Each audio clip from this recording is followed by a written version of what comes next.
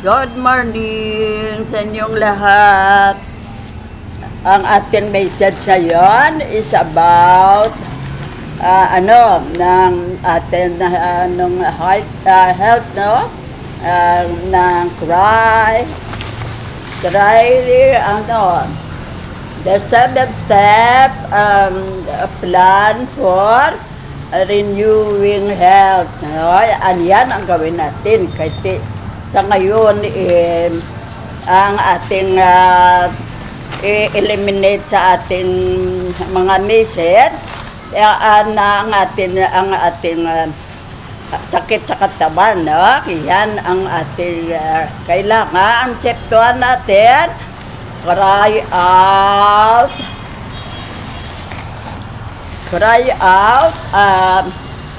to the Lord. Yan nga natin ang ni Lord Jesus sa atin, no?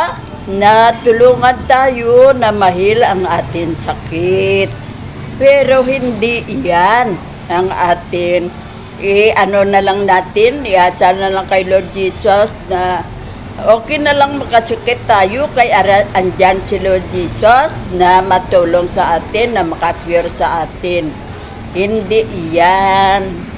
Kaya ang kailangan tayo ang ng katawan natin, no? Huwag natin pabayaan na makasakit tayo kay tayo din ang magdusa, no? At saka mawala ng pera. Kaya kailangan tayo mismo ay huwag magagawa ng mga hindi maganda bala. Katulad ng makain tayo na sabi ng doktor, hindi pwede yan sa'yo kay high blood ka. Huwag kang kumain at minom ng nagpa-high blood, no, na pagkain at ang inumin. Pero pasaway tayo din ang bigay sakit sa sarili natin. Kaya ang sinabi ng doktor, hindi natin sinunod, hindi natin in-apply sa buhay natin. Katulad nainom tayo ng mga drink na makapadamage ng ating kidney at makapadamage sa ating stomach, sige pa tayo, no? Kay ang natin, patulad ng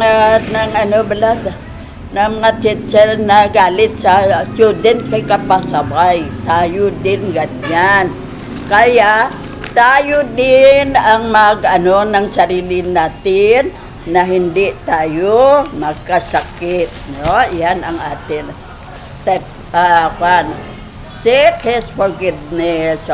Si Lord Jesus na seek tayo, ask for forgiveness sa Kanya, no? Kailangan kung may nagawa tayong kasalanan, hingi na agad ng tawad kay Lord Jesus. At ang ating behavior, huwag natin daw hindi matanggap sa atin ni Lord Jesus, ay huwag natin i-apply sa buhay natin. Katulad ng nag-steal tayo, no? Alam natin na kasalanan yan. Gawin natin. Pagkatapos natin magnakaw, I'm sorry Lord Jesus, hindi yan pwede. Kung naghingi ka nagtawad sa tao o sa kay Lord Jesus, huwag mo nang ulitin ang kasalanan yan. Kay medyo hindi na yan, hindi yan wasto, mali yan, no? Number 3 natin, ask for His ng empowerment, no? Yan ang ating gawin. No? Kay Lord Jesus tayo sa ngayon. Kaya ang topic natin, kay Lord Jesus ang naakuha ng mga sakit. No? Ang na-assign ng mga sakit. Kaya yan, ang step 4 natin, to take an honest assessment of your health. Yan ang gawin natin. Ipaano natin lahat ang ating sakit kung ano dyan. Kung anong sakit sa katawan natin, ipa-general check-up natin. Kung sa stomach natin, ultrasound, no? Ano dyan ang sabi, ng x-ray kung sa lungs natin. Kaya yan, i-pan natin para malaman kung may damage ang ating katawan para ma-cure sa agad, no? Hindi siya na-damage sa siya, hindi na natin siya maagapan. Kaya yan ang ating gawin, no? Na general check-up natin para malaman at ma-cure natin agad, no? Ano pa ang next? Develop detailed plan of action use ng plan of action na dason use the body system, no? Kaya yan ang ating gawin sa ngayon. Itong ating message, ito sa ating personality, no? Katulad ng ating mga ano ba ang dapat natin eliminate sa mga behavior natin o ang bagay na gamitin natin natin. Kaya ito ang ating gawin. Kung mahiyain ka, huwag mong pabiyaan. Diyan ka lang. Kaya sayang ang karunungan mo, sayang ang ability mo. Kaya nahiya kang ipakita sa kapwa-tao mo na very bright ka. Ang mahiyain, walang mabigay na kabutihan sa atin. Ma-failure tayo sa buhay natin, ha? Kaya mula ngayon, walang hiya na ako, no? Hindi na ako mahiya, maging sino man kayo dyan, no? Yan, mayor ako. Punta ako ay mayor. Nahiya ako. Bakit ka mahiya? Hindi ka naman hihingi ng pera. Mahingi ka man lang ng trabaho kung kaswal lang dyan o kung ano. Kung hindi magbigay, okay. Kung bigyan ka, thank you. Pero, eliminate ang mahiyain. Kaya wala kang futuro dyan. Maano ka lang, nasayang ang iyong, mawala ka lang sa earth, masayang ang ability mo, masayang ang dyan na formula mo, sana kung anong i-apply mo, suggest mo sa group nyo na gawin sa project ninyo. Kaya nahiya ka, natakot ka, natawanan ka, pero hindi, pabayaan mo sila, basta huwag maghiya-hiya, no? Huwag nang ano. Yan ang una natin i-erase sa ating behavior, no? Ang mahiyain, kaya walang futuro yan. Mula ngayon, di ka na mahiyain. Kung ano ang gusto mong basta hindi lang makadamage sa ibang tao, isabi mo, no? At ang number 2 natin, ang hambog, no? Ang hambog, no? Yan ang isa. Yan ang eliminate natin sa ating behavior. Kay marami ka dyan, ang makos iyan ng marami nating kaaway. No? Kaya may iba dyan na ma-insulto din, no? Kaya huwag kang maging hambog. Yang kwan lang, kipwait lang kaya kung na ano mo. Sa mga best friend mo lang secret mo lang yan. Huwag ipaghambog sa iba. No? May iba yan na hindi interesado dyan. May iba dyan na pangitan dyan. Kaya ang mga behavior na yan ay i-eliminate natin. Number 1, mahihain. Kaya wala kang kuturo. Kung ano ang gusto mo, hindi mo i-apply, hindi ka happy sa buhay mo. Kung hambog ka, marami kang kaaway. No? Yan ang ating eliminate na mga behavior. No? Yan. Yan ang mga nabalang mga taong mapikon. No? Angry agad. Huwag mga magalit. Anuhin mo kayo kung kaysa. Katulad ko lang na magalit na ako kaya hindi ko pa natapos ang sentence. Nag-react na ako kaya sa akin masakit yan. Pero sa huli pala, hindi ipapinis ang number 3 natin. Kung ano ang usapan, antayan mo nang matapos antes ka magalit.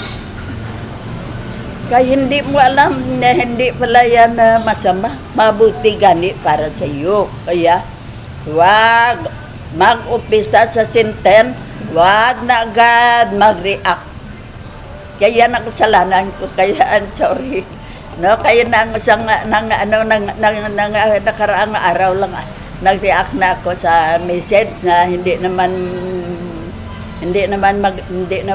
magalit ko sana, hindi naman solve sa akin. Kaya yan ang eliminate natin na mag-react agad, hindi pakinggan kung ano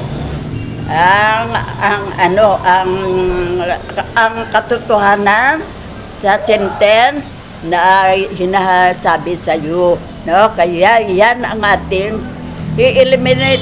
No, eliminate yan. Kung ano ang mga meeting natin, keep quiet muna, makinig, patapusin ang meeting, kag mag-ask question, diyan ka na mag-answer, no? Diyan ka na mag-react. Kung hindi mo nagustuhan at ikaw ang daw may napaya, no? Kaya yan, diyan ka na ma-react. Sige na, diyan ha, 3 na tayo. Yan ang atin eliminate, no? Ang mayain, ang hambog at ang ng desisyon agad na hindi pa natapos ang message natin. Yan ang mga behavior na natin kaya hindi tayo maligaya sa buhay natin kung andyan sa, no? Kaya yan ang atin sa atin message sa ito, na alam natin kung anong mabuti para sa atin mabuhay tayo sa earth na maligaya tayo. Kaya ang gawin mo na lang, yan ang mga behavior baguhin natin, no? Ang behavior natin na makapaya sa atin, i-eliminate yan, no? Yan ang atin purpose dito sa atin message sa ngayon, no? Na magbago ng behavior. Isa't isa may may diferensya sa ating analisa. Yan ang mag-create sa atin na magalit tayo sa mga taong nasa in front natin na nagsabi na hindi naman pala makadamit sana sa'yo, pero kay nagalit ka na, di kaaway na kayong lahat. No? Yan ang number 3 natin. Ano pa ang atin i-eliminate para wala tayong kaaway? Hindi na sino man ang tao, maging nang ano siya sa iyo, nang ikaw ang leader, ikaw ang ano, i-please mo. Kung pwede ay ganyan. Pwede ba? Kunan mo ako ng water o ano-ano. Please. At i-respect maski pulo bilang sa o sino pa siya, poor o kung ano pa siya. Respect. Yan ang kailangan natin sa tao. Kaya hindi mo alam, may taong ganyan ang baro. Kaya may trabaho siyang, example, may sasakyan siya na ano niya, i-repair.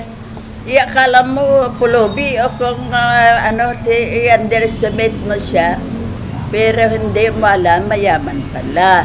Diyan, siyan ang ako sa atin ng napaya tayo. Kaya, huwag mang-underestimate sa tao. Ang pagrespeto sa kapwa-tao ay yan ang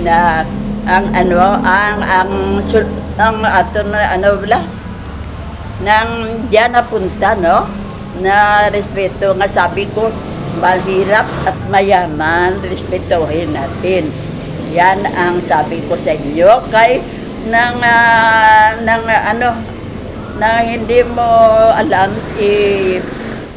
may taong hindi hambog, no? Hindi magusto na mabalaman ng tao na marami siyang pera. Kaya yan ang isa pa ang hambog, no? At ang kaya may money ka na, galitan mo ng mga taong hindi naman, wala namang kasalanan sa iyo. Kaya may dapat tayong baguhin sa ating mga behavior, no? Kaya diyan napunta ang atin sa health, ay na tayo ni Lord Jesus na pure ang ating sakit. Kaya maski sa ating neighbor, yan ang gawin natin. Na mahalin natin sila, hindi kay awayin, no? Kaya mga friend, nag-ano tayo, no? Napakaganda kung ang mga behavior natin na hindi pala makatulong sa atin kung buhay tayo, natin, baguhin natin yan.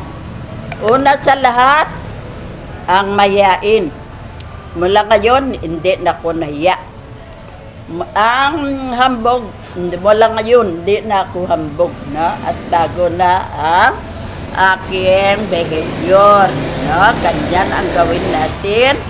At ang lahat ng mga ating hindi magandang behavior, i-analyze natin 1, 2, 3 hasta at i-correct natin yan, no? Kaya mga friend, dito lang muna ang message ko. Okay, hindi ako ng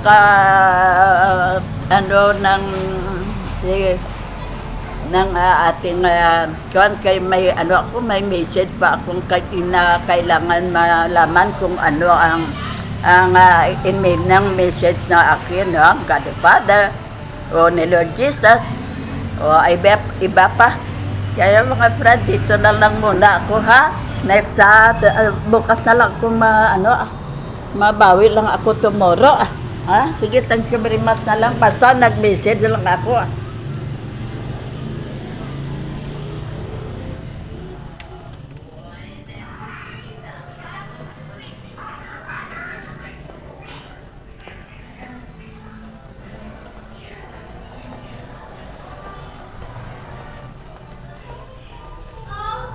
Day? Siya na dayo.